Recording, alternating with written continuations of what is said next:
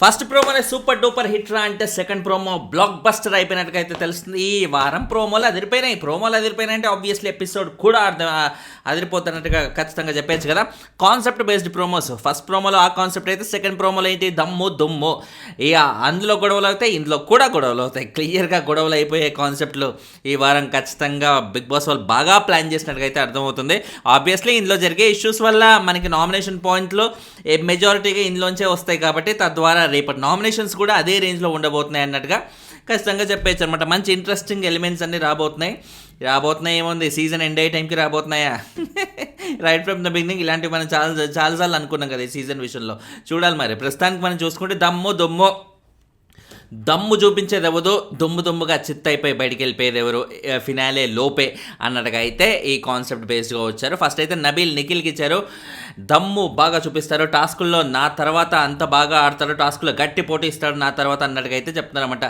నా తర్వాత ఖచ్చితంగా నిఖిల్ అండ్ నబీల్ అప్పట్లో ఇదే అలా ఉండేది. ఓటింగ్లో నిఖిల్ నబీల్ అన్నట్టు పోటా ఉండేది. నిఖిల్కి ప్రీ ఎగ్జిస్టింగ్ ఫ్యాన్ ఫాలోయింగ్ ఉన్నా కూడా నబీల్కి మటుకు అలాంటి ప్రీ ఎగ్జిస్టింగ్ ఫ్యాన్ ఫాలోయింగ్ ఏం లేకున్నా నిఖిల్ లాంటి ఒక కంటెస్టెంట్తో జీరో ఎక్స్పెక్టేషన్స్తో బిగ్ బాస్లోకి వచ్చి నిఖిల్ లాంటి వాడితో పోటీ పడుతున్నాడంటే నబీల్ కొట్టాడు రాబాయ్, టైటిల్ రేస్లో ఉండి ఇరగదీస్తాడు చూడు అన్నట్టుగా అనుకున్నాం స్టార్టింగ్ డేస్లో. ఆ ఫస్ట్ 5 వీక్స్లో ఎంత బాగుండేది. తర్వాత వైల్డ్ కార్డ్స్ వచ్చారు, కథ మనోడు తెలియకుండానే బాగా సైలెంట్ అయిపోయాడు.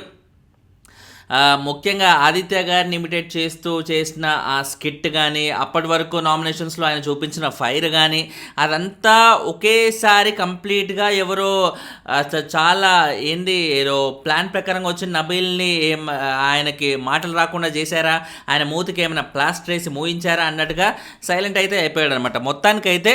దాని తర్వాత ఈ రీసెంట్ టైమ్స్లో మళ్ళీ అదే పనిగా ఫ్యామిలీ వీక్స్లో నబీల్ నువ్వు సైలెంట్ అవుతున్నావు, ఫస్ట్ 5 వీక్స్లో ఉన్న నబీల్ లేవు అని అంటూ ఉంటే మెల్లిమెల్లిగా ఇప్పుడు ఏదో తేరుకుంటున్నాడు. బట్ మొత్తం చచ్చిపోయాక ఇంకా మెల్లగా ఇప్పుడు తేరుకొని మాత్రం పెద్ద ఉపయోగం ఏం లేదు. టైటిల్ రేస్ లైక్ అయితే రాకపోవచ్చు కానీ మిగతా 3rd or 4th పొజిషన్లో అడ్జస్ట్ అవ్వాల్సి వస్తాయి. లెట్స్ వెయిట్ అండ్ సీ ఏ పొజిషన్లో అడ్జస్ట్ అవుతాడో. సో ప్రస్తుతానికే అది. అండ్ తర్వాత రోహిణి గౌతమ్ని సెలెక్ట్ చేసుకుంది.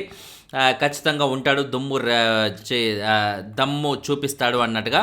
ఆబ్వియస్లీ రోహిణి ముందు నుంచి గౌతమ్ని బాగా నమ్మింది. మొన్న గౌతమ్ గురించి తేజ తనకి అవకాశం ఇవ్వలేదు అన్నట్టుగా తేజ గౌతమ్ గురించి నెగిటివ్గా మాట్లాడుతున్నాం కూడా. రోహిణి మటుకు ఏమన్నది, గౌతమ్ బేసిక్గా ఎవరి మీద అలా ఫేవరెటిజం అనేది ఉండదు, చూపించడు, తనకి ఏది కరెక్ట్ అనిపిస్తే అదే చేస్తాడు అన్నట్టుగా మొన్న రీసెంట్గా కూడా చెప్పింది. గౌతమ్తో ముందు నుంచి ఆ ర్యాపో అనేది లేకున్నా కూడా రోహిణి గౌతమ్ని అర్థం చేసుకున్న విధానం అనేది వెరీ వెరీ వెరీ బ్యూటిఫుల్ అన్నట్టుగా అనిపించింది. తను ఇప్పుడు గౌతమ్ని సెలెక్ట్ చేసుకోవడంలో పెద్ద వింత అయితే లేదు. నబీల్ కూడా ఈ మధ్య అదే పనిగా నిఖిల్ పృథ్వీ వాళ్ళతోనే ఉంటున్నాడు కాబట్టి నిఖిల్ని కూడా నబీల్ సెలెక్ట్ చేసుకోవడంలో పెద్ద ఆశ్చర్యం అయితే లేదు.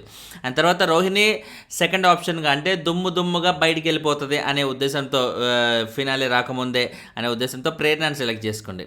ప్రేరణ నాకు తెలిసి ఇప్పుడు రీసెంట్ ఇష్యూ అనేది ఈ వితిక పునర్నవి వాళ్ళు వచ్చినప్పుడు ప్రేరణ రియాక్ట్ అయిన విధానం, వాళ్ళని కేర్ చేయకుండా ఉన్న విధానం, అది బాగా అందరి మైండ్స్లో ఉండి తద్వారా ప్రేరణని ఆ యాంగిల్లో దుమ్ములో పడేశారు అన్నట్టుగా మనం అర్థం చేసుకోవాలన్నమాట. సో అది ఒక్కటే కాకుండా మిగతా ఆస్పెక్ట్స్ చాలా ఉన్నాయి ప్రేరణలో. చాలా being too harsh and being too irritating, ఇలాంటి కాన్సెప్ట్స్ అన్నీ ప్రేరణలో ఉన్నాయి కాబట్టి ప్రేరణను ఆ విధంగా సెలెక్ట్ చేశారని మనం అర్థం చేసుకోవచ్చు అన్నమాట. బట్ ఓటింగ్ ప్రకారంగా చూసుకున్నా కూడా ప్రేరణకి బీభత్సమైన ఓటింగ్ అయితే ఏం లేదు. రీసెంట్గా వచ్చిన ఈ నెగిటివిటీ వల్ల కూడా రోహిణి ఆ ఓటింగ్ వల్ల ఓటింగ్లో డెఫినెట్గా దెబ్బ పడిందన్న మాట అయితే వాస్తవం. మరి ఏ రేంజ్ దెబ్బ, ఎంత రేంజ్ దెబ్బ? మామూలుగా అయితే 3rd నబీల్ ఉంటే 4th ప్రేరణ ఉండాలి, లేకపోతే నబీల్ లేకున్నా కూడా ప్రేరణ అయితే 3rd or 4th ఉండాలి. కానీ ఇప్పుడు ఆ పరిస్థితులు అయితే లేవు. ఏ పరంగా ప్రేరణ ఉంటుందా లేదా ఫినాలేలో అనేది లెట్స్ వెయిట్ అండ్ సీ. తర్వాత తేజ దుమ్ములో విష్ణుని పెట్టాడు. దమ్ములో ఎవరిని పెట్టాడో కానీ దమ్ములో అంటే ఖచ్చితంగా గౌతమ్ని అయితే పెట్టుంటాడు. గౌతమ్తోనే వార్ అవుతుంది కాబట్టి చూడాలి. విష్ణుతో దుమ్ము అయితే పెట్టేశాడు. That's a good thing actually, దుమ్ములో పెట్టడం. మళ్ళీ చాలా తెలివి ఉపయోగించి తేజ ఇప్పుడు వచ్చి ఇక్కడ దుమ్ములో కూడా గౌతమ్ని పెట్టాడు అనుకో, లేనిపోయిన నెగిటివిటీ, పోయే ముందు అన్నెసరీ నెగిటివిటీ. తేజ ఇన్ని రోజులు చాలా బాగున్నాడు. ముఖ్యంగా బస్తా టాస్క్లు ఆడిన దగ్గర నుండి గ్రాఫ్ అనేది జమ్మన్ రైజ్ అయిన గ్రాఫ్ని అన్నెసరిగా ఆయన వెళ్ళే ముందు చాలా నెగిటివిటీ ఫేస్ చేసి వెళ్ళిపోతున్నాడు అన్నట్టుగా మనం చెప్పుకోవాలన్నమాట. అన్నెసరిగా తను అనుకొని ఉండొచ్చు, ఒర్రే అనవసరంగా గెలికి చచ్చాంరా, లేకపోతే మంచి పాజిటివిటీతో బయటికి వెళ్ళే వాళ్ళమేమో అనే ఫీలింగ్ అయితే వచ్చింది. But what ever it is, at the end of the day Teja బయటికి వెళ్ళిపోతున్నాడు. ఫస్ట్లో ఉన్నంత పాజిటివిటీ అయితే ఖచ్చితంగా వెళ్ళే ముందు తేజకైతే లేదన్న మాట అయితే వాస్తవం. కానీ మరీ ఇంకా వరస్ట్గా వెళ్ళే కంటే లాస్ట్ సీజన్లో ఉన్నట్టు అట్లా బిచ్చింగులు చేసి అవి ఇవి చేసినాక కూడగట్టుకుంటున్న నెగిటివిటీతో పోయే కంటే ఇలా వెళ్ళడమే బెటర్ ఏమో అని నాకు అనిపించింది మొత్తానికైతే. అండ్ తర్వాత పృథ్వీ తేజాని సెలెక్ట్ చేసుకున్నాడు దుమ్ములో. తేజకి టాస్కుల పరంగా మాత్రమే నేను సెలెక్ట్ చేస్తున్నాను. తేజ టాస్కుల పరంగా అంటే బస్తా టాస్క్లో ఏ రేంజ్లో ఆడాడు, తను గెలిచినా గెలవకుండా తన ఎఫర్ట్స్ అనేవి కనపడ్డాయా లేవా? ఏ టాస్క్ చూసుకున్నా కూడా తన ఎబిలిటీకి మించి, తన బాడీ సపోర్ట్ చేసిన దానికంటే మించి ఈజ్ గివింగ్ ఇస్ 100%. ఇంకా టాస్కులకు సంబంధించి తేజకు పోయి ఇవ్వడం ఏంటి? తేజకు పోయి ఆ దుమ్ములో పెట్టినట్టుగానే అనిపిస్తుంది ప్రోమో చూస్తుంటే. మరి ఆ దుమ్మువా లెట్స్ వెయిట్ అండ్ సీ. మన తర్వాత గౌతమ్ ప్రేరణని మళ్ళీ సేమ్ ఏదైతే రీసెంట్గా వితిక ఇష్యూ అయిందో ఆ ఇష్యూలోనే చాలా సిచ్యువేషన్స్లో నోరు జారుతుంది, మాటలు జారిపోతుంది అన్నట్టుగా, అది చాలా నెగిటివ్ అవుతుంది అన్నట్టుగా ప్రేరణ సెలెక్ట్ చేసుకున్నారు. It's right point. రోహిణి కానీ గౌతమ్ కానీ వీళ్ళిద్దరూ ప్రేరణని సిమిలర్ పాయింట్తోనే సెలెక్ట్ చేసుకున్నారు. అండ్ తర్వాత అవినాష్ వచ్చేసరికి పృథ్వీని మళ్ళీ దుమ్ములో పెట్టాడు. రూల్స్ చాలా ఎప్పటికప్పుడు బ్రేక్ చేస్తూ ఉంటాడు. అండ్ నామినేషన్ పాయింట్స్ కూడా ఇంకొంచెం స్ట్రాంగ్గా ఉండాలి, చాలా లైటర్ వెయిన్లో ఉంటుంది అన్నట్టుగా అయితే చెప్పాడు. లైటర్ వెయిన్లో పృథ్వీ నామినేషన్స్ పాయింట్స్ ఎందుకు ఉంటాయంటే తను ఎవరికైతే ఓటింగ్ ఉండదో అని అనుకుంటాడో వాళ్ళని నామినేట్ చేస్తాడు. ఎందుకంటే వాళ్ళు ఆ వారం బయటికి వెళ్ళిపోతే ఆయన హ్యాపీగా ఇంట్లో ఉండొచ్చు అని. సో ఆయన పర్సన్ని సెలెక్ట్ చేసుకొని పాయింట్లు ఎత్తుక్కుంటాడు. మామూలుగా నామినేషన్స్ ప్రాసెస్ అంటే పాయింట్లు వెతుక్కొని తర్వాత పర్సన్ని వచ్చి నామినేట్ చేయాలి. ఈయన రివర్స్ చేస్తాడు. కాబట్టి ఈయన పెట్టే నామినేషన్స్ అంత స్ట్రాంగ్ అయితే ఉండవు పృథ్వీ చేసే నామినేషన్లో. సో ఆ పాయింట్ అవినాష్ బాగా పట్టుకొని పృథ్వీని తీసుకెళ్ళి దుమ్ములో పెట్టడం అనేది గుడ్ చాయిస్ అన్నట్టుగా చెప్పుకోవచ్చు. అండ్ తర్వాత ప్రేరణ తేజాన్ని సెలెక్ట్ చేసుకొని లేని ప్లేసెస్లో కూడా కంటెంట్ క్రియేట్ చేయడానికి చాలా ట్రై చేస్తుంటాడు. సో ఆడియన్స్ అది కనిపెట్టేస్తే మాత్రం ఫినాలేకి రారు. ఆ డైలాగ్ చెప్తుంటే మీకు ఎలా అనిపించింది మాస్టర్? నాకైతే చూసినప్పుడు భయం వేసింది. ఆ ఎక్స్ప్రెషన్ ఒక కైండ్ ఆఫ్ చంద్రముఖి లాగా లేని ప్లేసెస్లో కంటెంట్ క్రియేట్ చేయడానికి ట్రై చేస్తాడు. ఆడియన్స్ అది కనిపెట్టేస్తే మటుకు ఫినాలేలో ఉండడు.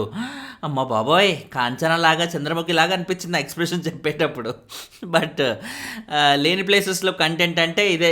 ఇప్పుడు రీసెంట్ ఎగ్జాంపుల్ చెప్పాలంటే గౌతమ్తోనైనా ఆ ఇష్యూ అన్నెసరీ, అది ఏమాత్రం లాజిక్ లేనే లేదు. అయినా కానీ తను ఎందుకు చేస్తున్నాడంటే గౌతమ్తో ఇష్యూ పెట్టుకుంటే బిగ్ బాస్ వాళ్ళు అట్లీస్ట్ అది కన్సిడర్ చేసి తనని ఈ వారం సేవ్ చేస్తారు అని. బట్ అలాంటి పప్పులు ఏమీ ఉడకకుండా తేజానే సైలెంట్గా తీసుకెళ్ళి బయటపడేశారనమాట. అండ్ తర్వాత చూసుకుంటే విష్ణు తేజాని సెలెక్ట్ చేసుకున్నాడు.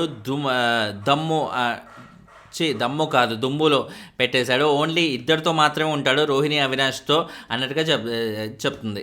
విష్ణు ఈ మాట చెప్పడం అనేది చాలా విష్ణు ఎవరితోనూ ఉంటుంది హౌస్లో, పృథ్వీతో కాకుండా ఇంకెవరితో ఎక్కువసార్లు ఉంటుంది, ఎవరితోనూ ఎక్కువ ఇంటరాక్ట్ అవుతుంది.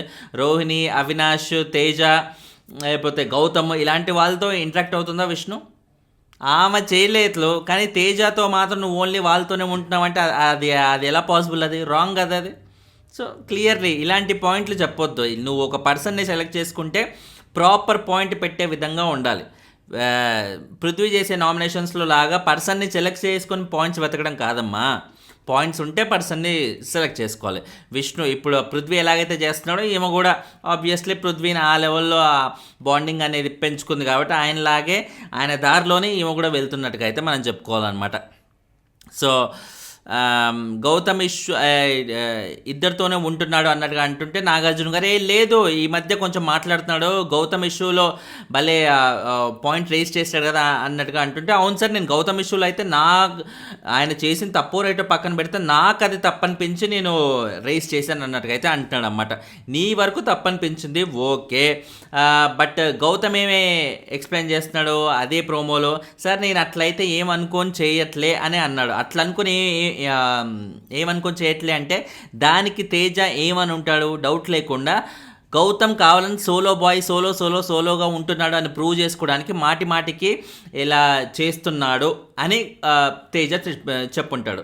సోలో బాయ్ అని ప్రూవ్ చేసుకుంటూ తను సోలోగా ఉండకుండా తన వాళ్ళకి ఫేవర్ చేసే విధంగా ఉంటే అప్పుడు గౌతమ్ తప్పు చేసినట్టు. అంతేగాని తను సోలో బాయ్ అని చెప్పుకుంటున్నాడు, తను తీసుకునే డెసిషన్స్ కూడా అలాగే ఉన్నాయి.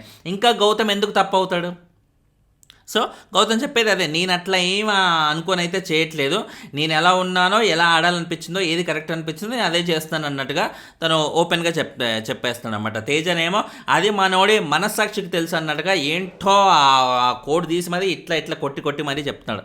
ఇలాంటి ఓవర్ యాక్షన్లే ఆబ్వియస్లీ చూసే ఆడియన్స్కి బాగా నెగిటివ్గా అనిపిస్తాయి. The end of the day promo పరంగా చూసుకుంటే అది చూడడానికి చాలా ఇంట్రెస్టింగ్గా అనిపించింది. ఎపిసోడ్ కూడా దద్దరిల్లిపోతుంది అని తెలిసిపోతూనే ఉంది. మీకేమనిపిస్తుంది కింద కమెంట్ అయితే చేసి చెప్పండి. ఛానల్ని సబ్స్క్రైబ్ చేసుకోండి, లైకులు కొట్టండి మాస్టర్. దయచేసి ఒక్క లైక్ కొడితే వీడియో ముందుకు వెళ్తుంది, ఎక్కువ మందికి కనిపిస్తుంది యూట్యూబ్లో.